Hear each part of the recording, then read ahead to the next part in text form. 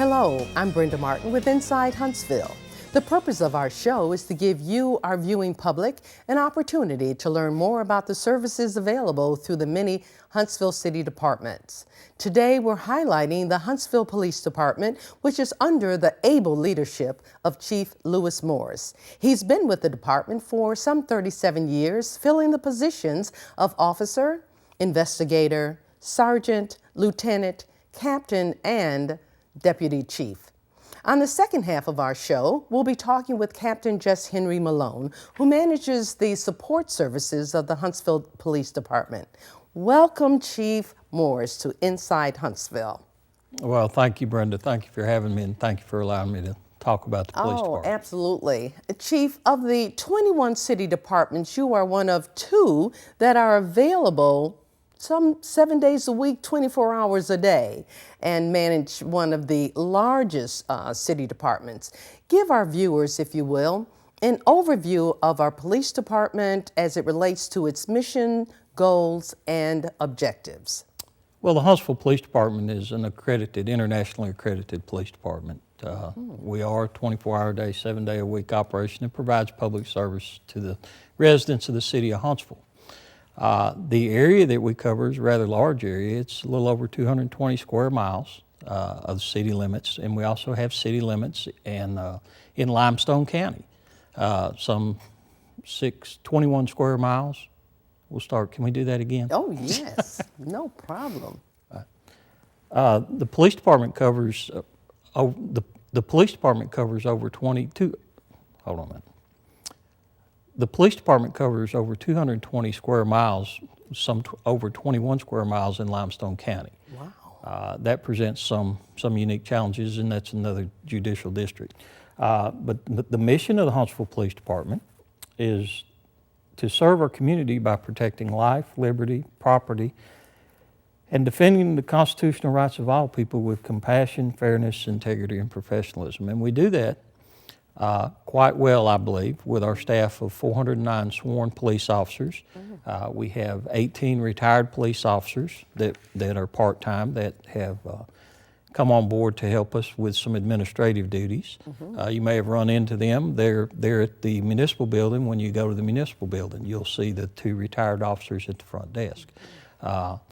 We have a support staff of over 200 people and approximately over 85 public safety aides, which help get our children safely to and from schools and also help us with our special events and parades. Wonderful. What is the police manpower, share, if you will, what their duties are of your command staff? Well, we have a command staff that consists of 2 deputy chiefs. One is over the Operations Bureau, and the other is over the Services Bureau. The Operations Bureau consists of our daily operations, 3 precincts. We operate a North Precinct, a South Precinct, and a West Precinct. I might add that we're constructing a new facility on North Parkway at Alabama A&M University, next to the stadium. We partnered with Alabama A&M University, and they'll have some office space in the precinct. I was very excited about that. That's will open this year. We have our West Precinct on Clinton Avenue, and we have our South Precinct on Bailey Cove. They handle the day-to-day operations of providing the public safety or patrol function. We have a Special Operations Division, which is our traffic services unit that operates out of a facility we have on Wheeler Avenue. And then we have our different divisions within the police department. Have 6 captains. There's a captain over each precinct, a captain over special operations, have a captain over the police academy. We have our own police academy. That's Captain Malone, and I believe you'll be talking to him later in the show. Yes, sure will. Our dispatch centers at the 911 center on Oakwood Road. And of course, we have school resource officers that are deployed throughout the city and the school system. So as you can see, we're spread out. Absolutely. Chief, you were appointed to this position April 1st of 2012, and of course confirmed in November of that same year. With the change of command, what changes have you made? Well, it was a challenge when I became chief. I was a deputy chief. We were under an interim chief, so there was only one deputy chief. So when I became chief, that left me without two deputy chiefs, with no deputy chief. And I had to promote almost immediately. That gave me an opportunity to kind of construct a command staff. I promoted both deputy chiefs. I promoted over half the captains. So the command staff of the police department is largely something that I've had a hand in promoting. They're very good command staff. That's allowed me to also reorganize a little bit of the police department and do that to be a little more efficient, and that's an ongoing mission with me, is to constantly look at how can we do things better and how can we do things more efficiently while still being very effective in our job. Great. As our city continues to grow, obviously the Huntsville Police Department must grow to meet today's safety. The relationship between the community and HPD are obviously vital to the future success of our neighborhoods. So many programs contribute to this relationship, such as Crime Stoppers, Community Watch, Partnership for a Drug-Free Community, and of course, neighborhood associations. Let's talk about them in detail. Crime Stoppers. Well, Crime Stoppers is an organization that we've had a close commitment with. We have an individual that's assigned, Officer Nicholson is assigned to Crime Stoppers full-time. It is an organization that meets monthly. It has a wonderful board.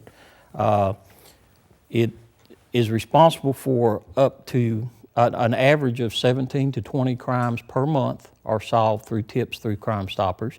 And remarkably, only about 10 to 14 of them are tips where people receive payment. We have a lot of people that call just to provide tips, and they don't request payment. They don't want the money.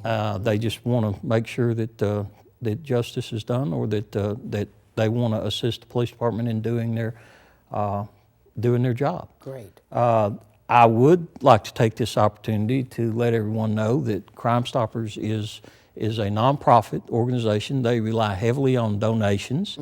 And on Saturday, May 17th of this year at the Redstone Federal Credit Union, they'll have a Crime Stoppers auction. And that auction raises money for Crime Stoppers. And they have some substantial prizes this year. We actually have 2 vehicles that we're giving away. A Ford Ranger truck is one of them. Oh my. And I think I'd like to encourage everybody to come out and participate in a Crime Stoppers auction and perhaps participate in it. Thank you for sharing that with the public. Yes, absolutely. How about Community Watch? Community Watch is something that we couldn't do our job without. We have over 160 Community Watch organizations throughout the city. We have a very strong relationship with Community Watch. Each precinct has 2 community relations officers that are assigned to the precinct that interact specifically with Community Watch as well as handle other things. The information and the assistance as extra eyes and ears out in the community, and the relationships that we've developed with the individuals in Community Watch are just invaluable in us performing our job. Super. Partnership for a Drug-Free Community. Well, Partnership for a Drug-Free Community is another organization that we have a strong partnership with and have had for a long time. Prescription pill abuse is the #1 drug epidemic, and we partner with the prescription, we partner. One of the things that we do with the Partnership for a Drug-Free Community is we have a annual drug take-back. Where if you have medication, old, unused, unwanted medication, sitting around your house, we offer 2 times a year where you can come up and dispose of that. We're going to be scheduling an event. I believe we have an event scheduled in April of this year. We do it twice a year, and we'd like to encourage anybody that has old or unused medication to come to our event and dispose of it.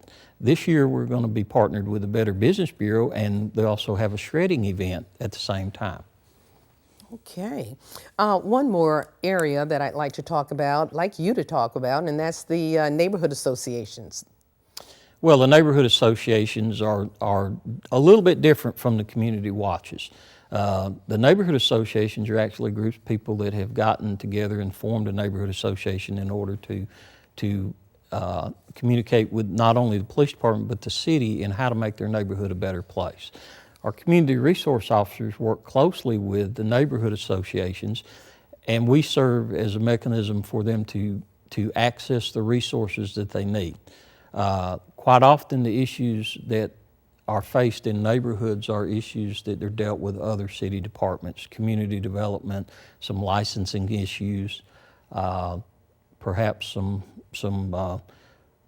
inspection issues, and the community resource officers serve as kind of like a one-stop contact, so that you can just you can make contact with them, establish,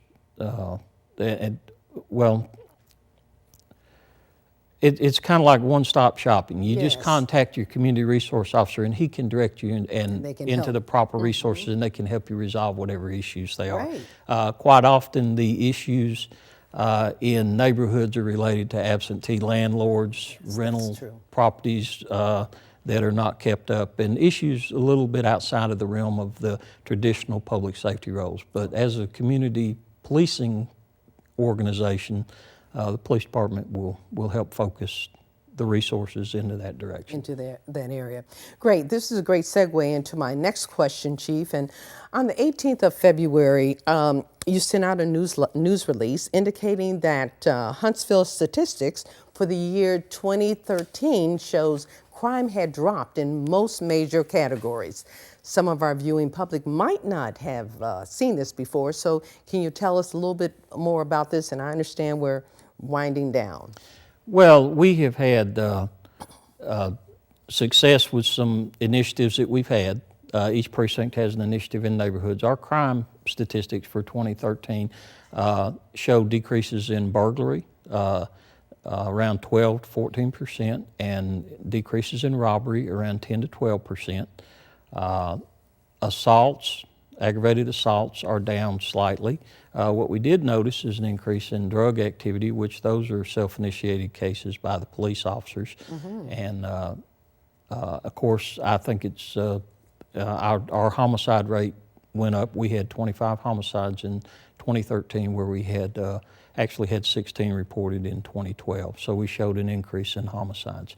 That's unfortunate. That's something that we're working to address through our initiatives and aggressive police activity in those areas where those incidents are occurring. I understand we have just a few more minutes. Geez, we could go on and on with many of the information that you have here. But Chief, if you would just, I know most people know exactly where the police department is, but there might be viewing audience that perhaps is new to the community, and some that may not know exactly where you're located. Will you tell us where you are and your telephone number? Well, certainly. We're located at 815 Wheeler.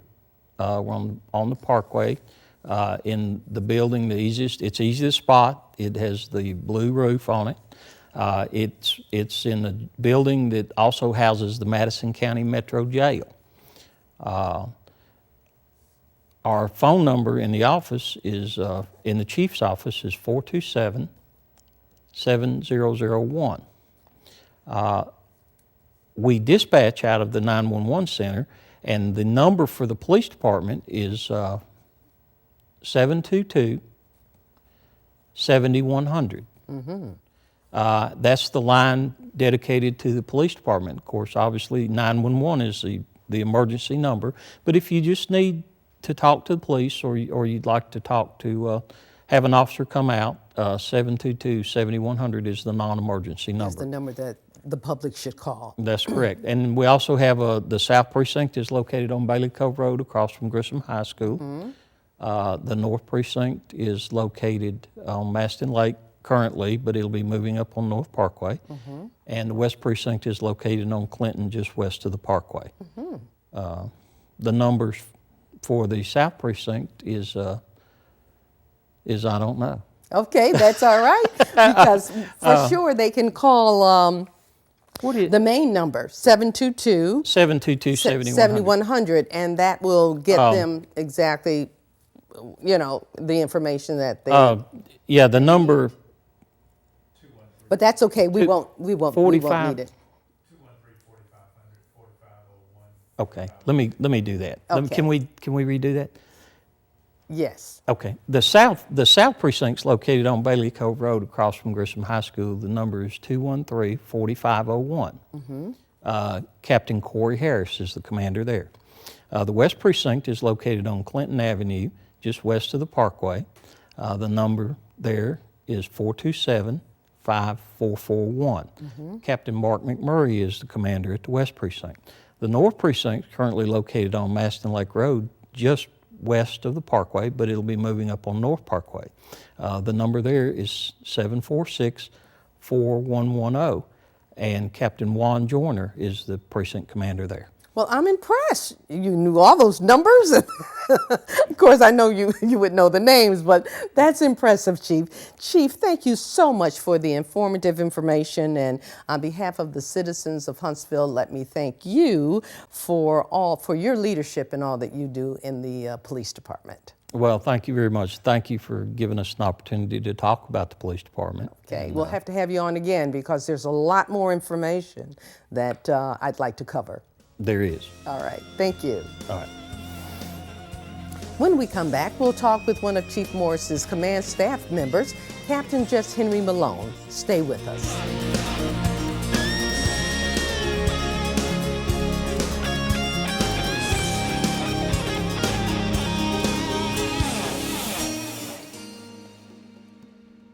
And welcome back to Inside Huntsville. I'm your host, Brenda Martin. Joining me on the second half of the show is Captain JesHenry Malone. He's a 16-year veteran of the Huntsville Police Department and was promoted to this position June of 2012. Thanks for being here. And before we talk about the many hats that you wear in the police department, I might mention that you're proudly wearing another hat, fatherhood. That's correct. Little Matthew Henry Malone is today 4 weeks old. That's correct. Congratulations to you and your lovely wife. Thank you so much. You are responsible for the technical services under the Administrative Bureau. You oversee the Police Academy, the Evidence Room, the Records Division, the Identification Area, and the Alarm Management Unit. Wow. That's a lot. Let's talk about each of these areas. Let's start with the police department. How long has the academy been serving the department, and what exactly are the responsibilities of the academy? Again, thank you for the invitation. The Huntsville Police Academy has been servicing the citizens of Huntsville since 1965, when we had our first academy. We've since had 52 other academies. We're in the process of our 53rd academy as we speak. They're going into their third week. We've established in 1997 a lateral police academy. We had our first academy at that year, and we had our last lateral academy in year 2007. So we had a 10-year span of having lateral academies, and those are academies where we got experienced police officers from other cities and sometimes other states. Okay. Your recertification, what does that mean?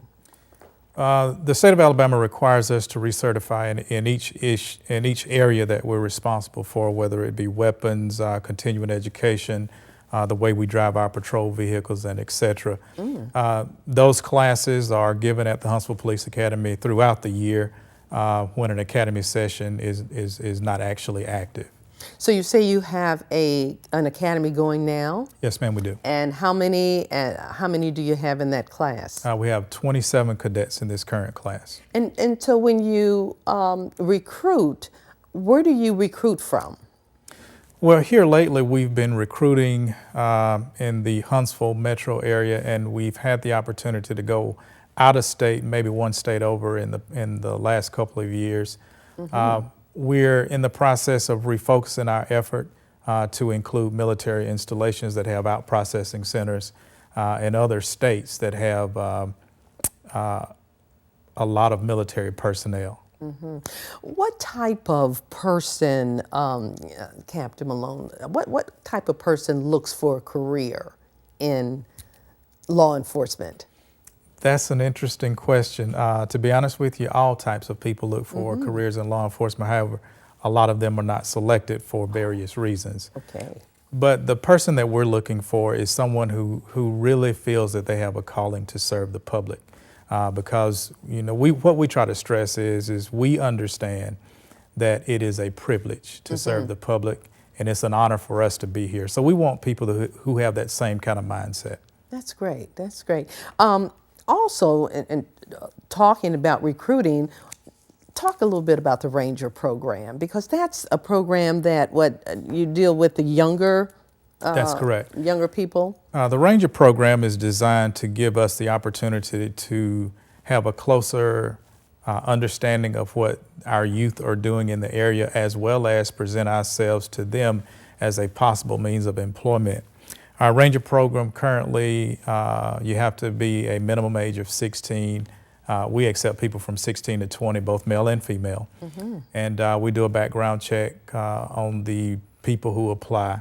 And then we put them through a roughly 2-month training academy where they get classes on the rules and regulations of the police department, social media, professionalism, basic safety, patrol stops, and things of that nature. Great, great. Now, describe another area that you're responsible for is the evidence room. Describe that for us. The evidence room is kind of like a collection of police evidence, found property, miscellaneous items that come to us from different places that do not readily have an identifiable owner. We house those as well, and we also house our weapons in the evidence room. In the evidence room. How about the records division? The records division is a 24-hour operation. We handle over 225,000 calls for service per year, and each calls for service generates at least one piece of paper. Excuse me. And each one of those pieces of paper has to be processed through our records division. And again, our records division is a 24/7-day operation. We have 25 clerks spread out through the entire day through each shift, first, second, and third shift. And so you have 3 shifts. You're working 3 shifts. A lot of people don't know that. Yes, ma'am. Yes, ma'am. The records division never stops. The volume of which they handle is incredibly large. And the citizens, of course, want their paperwork processed in a timely manner. So we try to have a quick turnaround on rec reports, case reports, accidents reports, and miscellaneous reports that the public is interested in. So we try to have a quick turnaround on that. In order for us to do that, we have to go 24 hours a day, 7 days a week. So if I were interested in getting, if I had an accident, say, so to speak, and I needed that accident report, this is where I would go and get my information? Yes, ma'am, that is correct. You'd have to come up to the police department at 815 Wheeler Avenue. Once you walk in the door, it's an immediate left. Our records window is on the left, and you would just need some form of ID. Oh, okay. Okay, I see. What else can you tell me about the fingerprint department or area?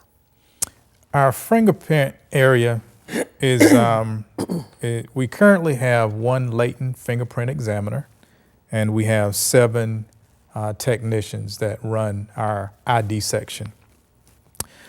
We fingerprint people for adoptions, for taxi applications, for military backgrounds, and we also fingerprint people for employment purposes.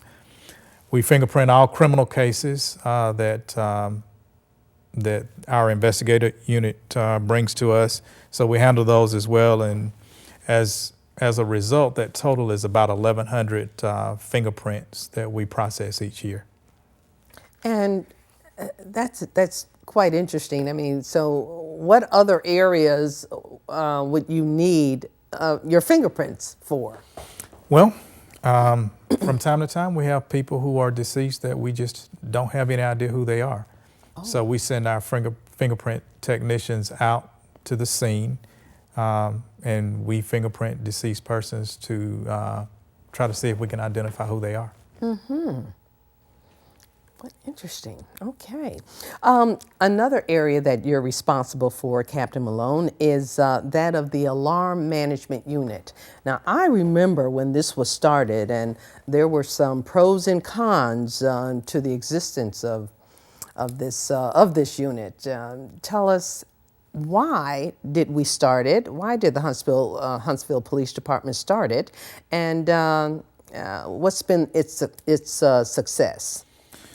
The real reason we started the alarm unit was to encourage security, not only for your personal home, but for businesses as well. And we also do that to maintain operational reliability for the alarm sites themselves. And two, we also want to cut down on the number of false alarms that we answer, because what a lot of people don't factor into is every time we answer an alarm, we send at least 2 patrol vehicles out there. And over time, that is a lot of money that we expend to those calls if it happens to be a false alarm. So we try to encourage persons to register their alarms so we can cut down on the number of false alarms that we respond to throughout the year. We currently have roughly about 28,000 alarm sites in the city of Huntsville. We have several that are not registered, and we run roughly about 3,300 permits per year currently, but we expect those numbers to go up significantly in the next 5 years. So is there a charge if you have so many false alarms in your business or in your home? There is not a charge per se, okay. But we try to remind people that nothing is free. So we're paying for it in one facet or another.